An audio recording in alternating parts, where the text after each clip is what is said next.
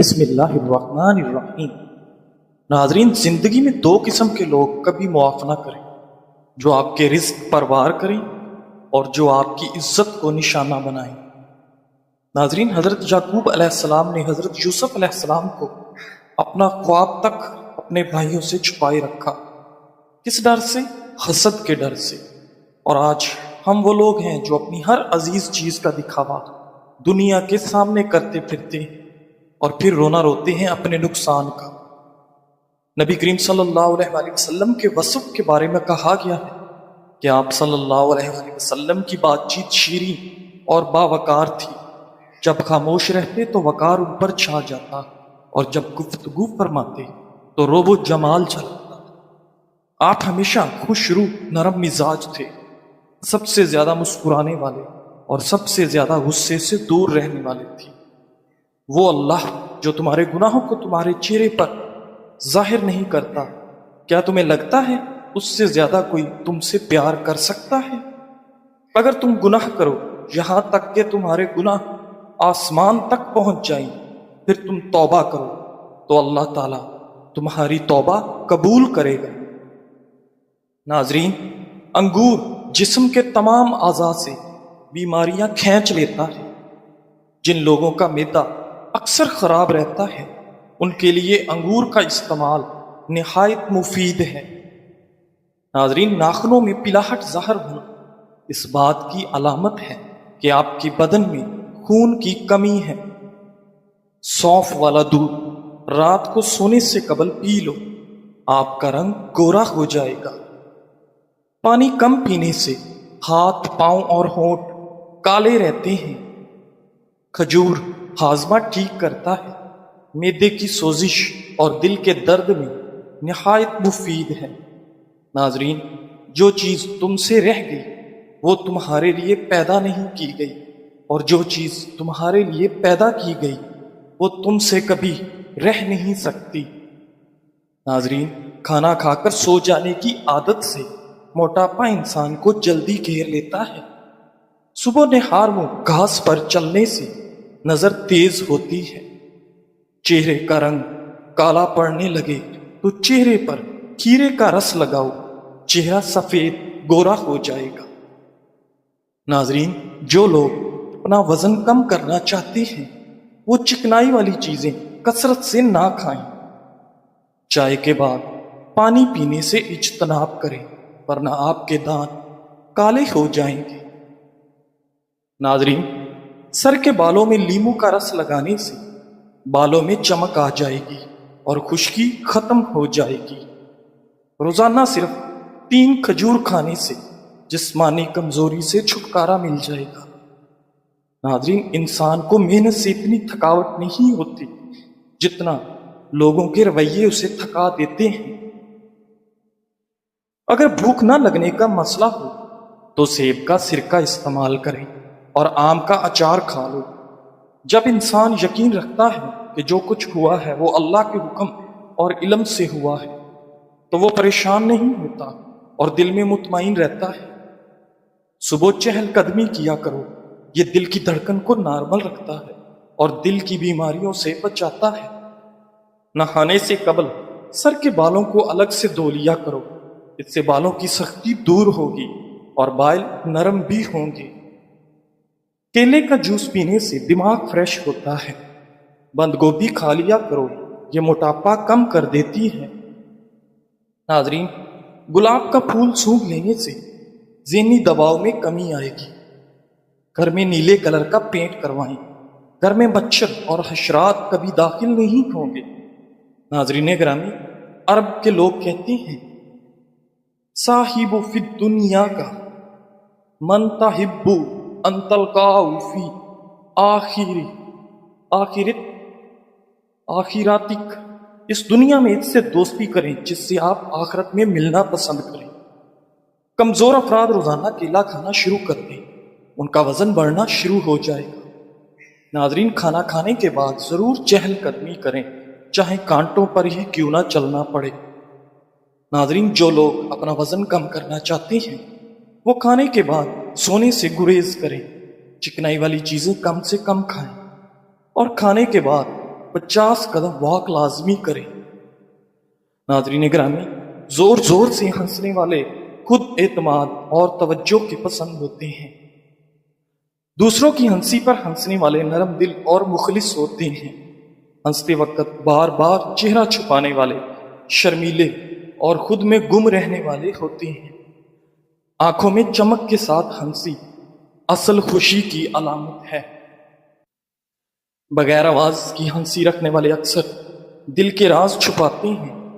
हर बात पर हंसने वाले अक्सर जज्बाती अदम तवाजुन का शिकार होते हैं। मसनूई हंसी वाले अंदर से थके या दबाव में होते हैं। हंसी के साथ जिस्म को बहुत हिलाने वाले पुरजोश और बेसाख्ता फितरत के मालिक होते हैं। तंजिया अंदाज में हंसने वाले अक्सर एहसास बरतरी या अंदरूनी अदम तहफ़्फ़ुज़ रखते हैं। नाज़रीन गिरामी, हज़रत इमाम मालिक रज़ी अल्लाह तआला अन्हु फरमाते हैं, तवाज़ु और तकवा दीन में है, ना कि लिबास में। इल्म से पहले हलम सीखो, रिज़्क़ हलाल की तलाश लोगों का मोहताज बनने से बेहतर है। हिकमत एक नूर है जिसे रब ताला अपने बंदे के दिल में डाल देता है। नाज़रीन, धनिया के बीज रात भर पानी में भिगोकर सुबह पी ले। धनिया को चटनी या सलाद में जरूर शामिल करें। धनिया बेचैनी और बेख्वाबी को कम करने में मददगार साबित हो सकता है। धनिया के अरक में कुदरती तौर पर सुकून करने वाली खुसूसियात पाई जाती हैं जो असाब को सुकून देती हैं।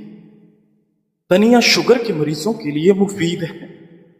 ये इंसुलिन के अफ़ाल को बेहतर करता है और खून में शक्कर की मिकदार को मुतवाजन रखने में मदद देता है। नाजरीन, ये लबे लबे को इंसुलिन खारिज करने पर उबारता है जिससे शुगर लेवल कंट्रोल रहता है। अदरक शुगर को कम करने में मददगार है और ये सोजिश को भी मौसर अंदाज में कम करता है। मुल्तानी मट्टी जिल्द के साथ साथ बालों की सेहत के लिए भी फायदेमंद है। जिल्द के तमाम मसाइल का इलाज इसमें मौजूद है। मुल्तानी मट्टी न सिर्फ जिल्द की रंगत को निखारती है बल्कि जिल्द के बहुत से मसाइल जैसे खारिश, जलन से भी राहत पहुंचाती है। नाज़रीन, अगर आप चाहते हैं कि आपके चेहरे का रंग साफ सुथरा हो तो उसके लिए 2 चमचे मुल्तानी मट्टी दूध में मिक्स करके चेहरे पर लगाएं। नाज़रीन, अगर आप खुश्क दूध में मुल्तानी मट्टी और नींबू का रस मिक्स करके चेहरे पर रोजाना 20 मिनट तक लगाएंगे तो इससे जिल्द तरोताज़ा भी हो जाएगी और रंग भी निखर जाएगा। मुल्तानी मट्टी से जिल्द को ठंडक महसूस होती है, इसलिए अगर इसे चेहरे पर लगाया जाए तो ये सूजन में आराम देती है। मुल्तानी मट्टी मुर्दा खुलियों को हटाने में भी कारआमद साबित होती है।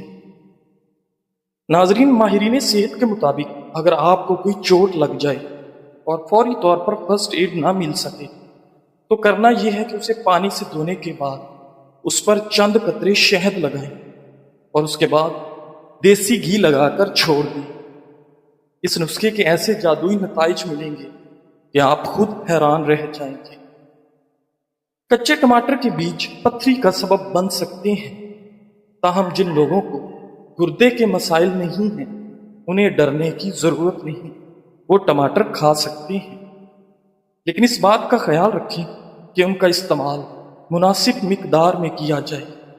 इस बात का भी ख्याल रखें कि टमाटर के साथ दीगर गिजाएं भी खाएं।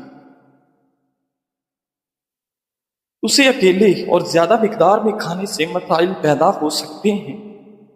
नाज़रीन गिरामी, इमाम बगवी रहमतुल्लाह अलैह फरमाते हैं कि मैं एक मरतबा काजी शरीक की खिदमत में बैठा था कि उनके पास खलीफा मेहदी का बेटा आया और टेक लगाकर उनसे हदीस पूछी। आपने उसकी तरफ कोई तवज्जो न दी। लड़के ने कहा, आप खुलफा की औलाद की तौहीन करते हैं। आपने फरमाया, ये बात नहीं, असल बात यह है कि मैं इल्म की नाकदरी नहीं करता, उसका एहतराम करता हूं। शहजादा समझदार था, समझ गया और घुटने टेक कर हदीस दरियाफ्त की। काजी साहब ने फरमाया, हकाजा یطلب العلم یعنی ہاں اس طرح علم کو حاصل کیا جاتا ہے۔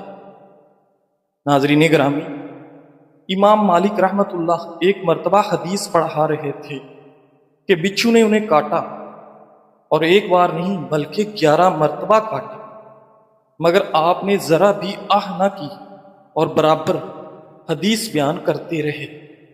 جب امام مالک پڑھا چکے تو خادم نے دریافت کیا کہ اثناء درس آپ کے چہرے کا رنگ کیوں بدل رہا تھا؟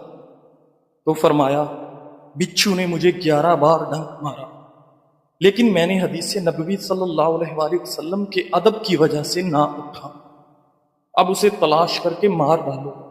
چنانچہ تلاش کر کے مار دیا گیا۔ ناظرین، غصے کو قابو کرنے کے سنہری اصول۔ غصہ ایک فطری جذبہ ہے، لیکن اگر کنٹرول نہ کیا جائے تو تعلقات اور صحت دونوں کو نقصان پہنچاتا ہے۔ ریسرچ کے مطابق غصے کے دوران دل کی دھڑکن تیز، بلڈ پریشر بلند اور سوچنے کی صلاحیت کم ہو جاتی ہے۔ اگر آدمی لمحہ پر رک جائے تو دماغ کو ٹھنڈا ہونے کا موقع ملتا ہے اور بڑے نقصان سے بچا جا سکتا ہے۔ نبی اکرم صلی اللہ علیہ وآلہ وسلم نے فرمایا، طاقتور وہ نہیں جو کشتی لڑنے میں طاقتور ہو، بلکہ طاقتور وہ ہے جو غصے کے وقت اپنے نفس پر قابو رکھے۔ صحیح بخاری۔ ناظرین گرامی، ایک اور حدیث میں ہے، جب تم میں سے کسی کو غصہ آئے تو اگر کھڑا ہو تو بیٹھ جائے، اور اگر بیٹھا ہو تو لیٹ جائے۔ سنن ابو داؤد۔ ناظرین، وضو کرنا بھی غصہ ٹھنڈے کا بہترین طریقہ ہے، کیونکہ غصہ آگ سے ہے اور آگ کو پانی ہی بجھاتا ہے۔ ایک شوہر تھکا ہوا گھر آتا ہے، کھانے میں نمک زیادہ ہو تو فوراً غصے میں آ جاتا ہے۔ اگر وہ فوراً کچھ کہہ دے تو بیوی کی دل آزاری ہوگی، لیکن اگر وہ ایک لمحہ رک کر کہہ دے، شاید آج نمک زیادہ ہو گیا، کوئی بات نہیں، وہ بھی انسان ہے، اس نے جان بوجھ کے تھوڑی کیا ہے، تو نہ صرف ماحول بہتر ہوگا بلکہ بیوی مزید خیال رکھنے لگے گی۔ ناظرین، غصہ آئے تو کیا کرنا چاہیے؟ اپنے آپ کو کنٹرول کریں اور خاموشی اختیار کریں۔ غصے کے وقت فوری جواب نہ دیں، پانی پی لیں۔ غصہ اکثر جسمانی تناؤ سے بڑھتا ہے۔ موضوع بدل دیں، جھگڑے کو آگے نہ بڑھائیں۔ اگر بہت زیادہ غصہ ہو تو وضو کر لیں، جسمانی طور پر ٹھنڈک دل کو سکون دے گی۔ سانس کی مشق کریں، 10 سیکنڈ تک گہری سانس لے کر چھوڑیں، جگہ چھوڑ دیں، بعد میں بات کریں۔ اگر بات ضروری ہو تو غصہ ٹھنڈا ہونے کے بعد کریں۔ ناظرین گرامی، 7 قسم کی عورتوں سے شادی نہ کرو۔ ایک عربی نے اپنے بیٹے کو وصیت کی کہ ان 7 قسم کی عورتوں میں سے کسی ایک سے بھی نکاح نہ کرنا۔ نمبر 1، انانا، وہ عورت جو کثرت سے شکوہ شکایت کرتی ہو، تھکاوٹ کا اظہار کرتی ہو۔ نمبر 2، منانا، وہ عورت جو اپنے کاموں پر احسان جتلاتی ہو کہ میں نے یہ کیا، میں نے وہ کیا وغیرہ۔ نمبر 3، حنانا، وہ عورت جو اپنے پہلے خاوند کا ذکر کرتی رہتی ہو، یعنی میرا پہلا شوہر ایسے کرتا تھا، ویسے کرتا تھا، اس میں یہ اچھائی تھی۔ نمبر 4، حداقہ، وہ عورت جو ہر شے کو دیکھتے ہی اس کی طلب کر لے، یہ شے بھی خرید لوں، وہ بھی خرید لوں، یہ بھی میری ہو جائے، وہ بھی میں لے لوں۔ نمبر 5، براکہ، وہ عورت جو ہر وقت بناؤ سنگار میں لگی رہتی ہو، جس کا اکثر وقت منہ صاف رکھنے اور کپڑے تیار کرنے میں گزرتا ہو۔ نمبر 6، شداکہ، وہ عورت جو سخت کلام ہو، جس کا زبان کڑوی ہو، جس کا لہجہ سخت ہو۔ اور نمبر 7، کنانا، وہ عورت جو ہر وقت اپنے باپ کی تعریف کرتی ہو، میرا باپ یوں تھا، میرے ابو یوں کرتے تھے، یہ کرتے تھے، وہ کرتے تھے۔ بہترین عورت وہ ہے جو اپنی عادات و اطوار، خاص طور پہ اپنے ماں باپ کے خاندان کے طور طریقے بھلا کر آئے۔ عیون الاخبار میں خالد بن صفوان کا قول منقول ہے، من تزوجو امراتن پر فلیتزو وجہ عزیزتن فی قومہا ذلیلتن فی نفسہا، جو کسی عورت سے شادی کرنا چاہے تو وہ اس عورت سے شادی کرے جو اپنی قوم میں عزت والی اور اپنے آپ میں ذلت والی ہو، یعنی لوگوں کی نگاہ میں انتہائی معزز ہو اور خود عاجزی و انکساری کرنے والی ہو، خود پسندی میں مبتلا نہ ہو، مالداری سے متکبرہ نہ ہو، اعلیٰ حسب و نسب پر فخر کرنے والی نہ ہو۔ الغرض عورت کو ساری دنیا کے سامنے عزت والی اور شوہر کے سامنے عاجزی کرنے والی ہونا چاہیے۔ ناظرین گرامی، اگر اللہ تعالیٰ نے آپ سے وہ کچھ لے لیا جسے کھونے کا تم نے کبھی تصور بھی نہیں کیا تھا، تو یقیناً وہ بدلے میں کچھ ایسا بھی عطا کرے گا جسے پانے کا تم نے کبھی سوچا بھی نہیں ہوگا انشاءاللہ۔ اللہ ہمارے غموں اور پریشانیوں کو سمجھتا ہے اور ہمیں اپنی رحمتوں سے نوازتا ہے۔ مایوس کبھی نہ ہونا، جن کے لیے مشکلات زیادہ ہوتی ہیں ان کے لیے رب کی محبت اور انعام بھی زیادہ ہوتے ہیں۔ ہمیشہ امید اور بھروسہ رکھنا، کیونکہ اللہ ہمارے صبر اور ایمان کو آزما کر ہی ہمیں بہترین انعام اور اپنے فضل سے نوازتا ہے۔ ناظرین، ایک استاد نے ہر طالب علم کو ایک غبارہ دیا جسے اسے پھلانا تھا، اس پر اپنا نام لکھنا تھا اور اسے صحن میں پھینکنا تھا۔ نام لکھنے کے بعد استاد نے پھر تمام غباروں کو ملا دیا۔ اس کے بعد طلبہ کو اپنا غبارہ تلاش کرنے کے لیے 5 منٹ کا وقت دیا۔ کافی تلاش کے باوجود ان کا غبارہ کسی کو نہیں ملا۔ اس موقع پر استاد نے طلبہ سے کہا کہ وہ پہلا غبارہ لیں جو انہیں ملے اور اسے اس شخص کے حوالے کریں جس کا نام اس پر لکھا ہو۔ 5 منٹ کے اندر سب کے پاس اپنا اپنا غبارہ تھا۔ استاد نے طالب علموں سے کہا، یہ غبارے خوشی کی طرح ہیں، اگر ہر کوئی اپنی خوشی کی تلاش میں ہے تو ہمیں یہ کبھی نہیں ملے گی، لیکن اگر ہم دوسروں کی خوشیوں کا خیال رکھیں گے تو ہم اپنی بھی خوشی تلاش کر لیں گے۔ ناظرین گرامی، بعض اوقات اتنی شدت سے نزلہ ہوتا ہے کہ ناک اور آنکھوں سے پانی بہنے لگتا ہے، اس کے ساتھ ساتھ چھینکیں بھی بہت زیادہ آتی ہیں اور مریض کوئی کام بھی نہیں کر پاتا، اتنی زیادہ تکلیف ہوتی ہے۔ ایسی صورتحال میں 5 عدد لونگ اور 1/4 چمچ خشخاش کو پانی میں اچھی طرح جوش دیں اور پھر اسے نیم گرم حالت پر آنے دیں۔ اب اس میں شہد ملا کر اس پانی کو نوش فرما لیں۔ اس قہوے کے 2 کپ پینے سے ہی بہتا ہوا ریشہ اور چھینکوں کی کثرت دور ہو جائے گی اور آپ خود کو تندرست اور توانا محسوس کریں گے۔ ناظرین گرامی، کسی کو کچھ دینے میں حد سے نہ بڑھو ورنہ یہ حق بن جاتا ہے۔ اگر آپ اپنی وسعت سے بڑھ کر دیتے رہیں اور سخاوت کو دوسروں کے لیے معمول بنا دیں تو وہ اسے احسان نہیں بلکہ اپنا حق سمجھنے لگیں گے۔ اصل سخاوت وہ ہے جو اعتدال میں ہو، جس سے آپ کا دل بھی ہلکا رہے اور دوسرا شخص بھی خوددار بنے۔ زندگی کے راستے ہمیشہ ہموار نہیں، کہیں کانٹے ہوتے ہیں، کہیں اندھیرے اور کہیں تھکن کا احساس، لیکن اگر دل میں رب پر یقین ہو تو ہر رکاوٹ ایک سبق بن جاتی ہے اور ہر اندھیرا روشنی کی طرف لے جانے والا راستہ۔ ناظرین، کبھی کبھی بس اتنا کافی ہوتا ہے کہ آپ ایک لمحے کے لیے رک کر مسکرا دیں اور رب تعالیٰ کا شکر ادا کریں کہ وہ آج بھی ہمیں توفیق دے رہا کہ ہم آگے بڑھ سکیں۔ جزاک اللہ۔